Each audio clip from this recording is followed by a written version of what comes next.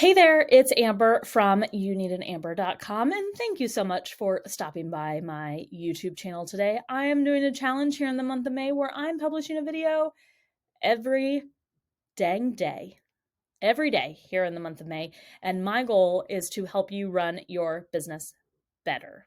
That's my only goal. That's the only reason I'm here. It's the only reason I'm doing this, to help you run your business better. So thank you so much for stopping by. Today, I want to talk about the first 3 systems that you need to implement in your business before you do anything else. So let's get into it. The first system that I think you should implement into your system is a calendar system. Now, this does not have to be fancy, and by calendar system, I mean an internal calendar system, a calendar for you, because I want you to really detail when you do the work. And I mean like do the work. When are you working? And this is important for a lot of reasons. Number 1, to have boundaries in your business. Number 2, to know how long that you actually spend with a client, especially if you're working on an hourly rate. Number 3, to know how long tasks take. There's so many reasons why it's important to keep a calendar system, but this is the most important system to start with. This is the most important system to start with. And it's your system. I can't tell you what to do. It's what works for you. Now, I'm going to make another video probably next week or so about how I plan my week. So that could be super helpful to you. But think about how you schedule out your time in your calendar. You probably have client meetings or team meetings or external networking events that you go to, that all of those are in your calendar. But what about the time when you do the work, like do the work? I highly suggest scheduling that in so that, number 1, you don't miss anything and you make sure that all of your clients are getting the appropriate amount of attention. But number 2, that your calendar, your schedule doesn't get filled with all of these other things that prevent you from doing the work that you actually promised that you would do. Having a calendar system that works for you is by far the first system that you should set up. The second system I want you to set up is your sales system. Now, I'm gonna bet you $1 that you haven't thought much about your sales system. Now, your sales system is like the to the left of your customer journey, right? So if you think about your customer journey or your funnel to get your customers in, that top part or all of that, like to the left, or I guess it's that way when you're watching this, you know where left is. Having a sales system is what gets your client, your customer into the journey to spend money with you. A sales system can look like a lot of different things. I'm willing to bet, and you may not have even thought about this, so think about it as I say all of this out loud. A sales system is like your first introduction to them. Maybe that's on a Zoom call. Maybe that's face-to-face. Maybe that's an email introduction from a friend. But that first contact is the beginning of the sales system.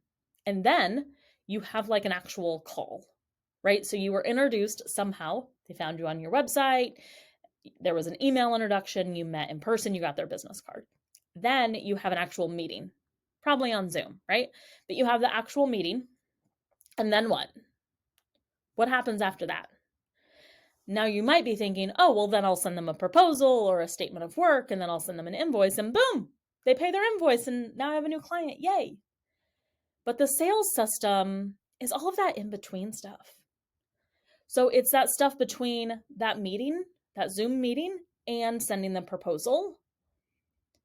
That's where the sales magic happens. Now, there are tons of books and classes that you can take on perfecting your sales system, and I am not a sales expert, but mastering your own sales system is going to be so important for your business so that you can find out what the gap is between, okay, we had a sales call, and now I want to send you a proposal. There's stuff that happens in between. There might be questions, there might be clarifications, there might be vacations, right, that we're waiting on. There might be so much stuff, but there's so much that you can do in that process that I want you to think about. There might be a follow-up email. There might be a small gift in the mail or a handwritten note, just like you would do if you went on an interview, right? There's all of these things in the sales process that I don't want you to miss out on So I really encourage you to really start thinking about your sales process, because after your calendar, it is the next process that we really have to articulate. The third process that I want you to set up is your onboarding process. So we set up your calendar so that all of your boundaries are met. We set up a sales process to bring in new clients. And now we have an onboarding process to, you know, onboard the clients. Onboarding can look like so many different things, and I have created a course called Onboard Like a Pro, solidifying your onboarding process, that I would love to tell you about. This process of solidifying your onboarding is so important because nothing gets missed.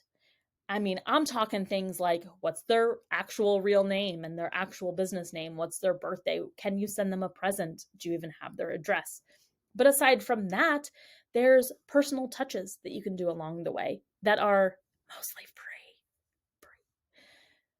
After that, they're setting up all of the access to the systems. There's making sure that you're in the right spots, in the right meetings, in the right Google Drive, in the right folder, getting all of those systems set up.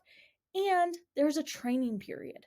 I know it feels really exciting that you got a new client and you're ready to just go and get started, but there has to be a training period. Has to be a training period. And that is so often overlooked. So in my course, Onboard Like a Pro, I walk you through everything you need to know about onboarding a new client. But onboarding is the third step in this process. So first you're going to set up a calendar system, then you're going to set up a sales process, and then you're going to onboard your new clients.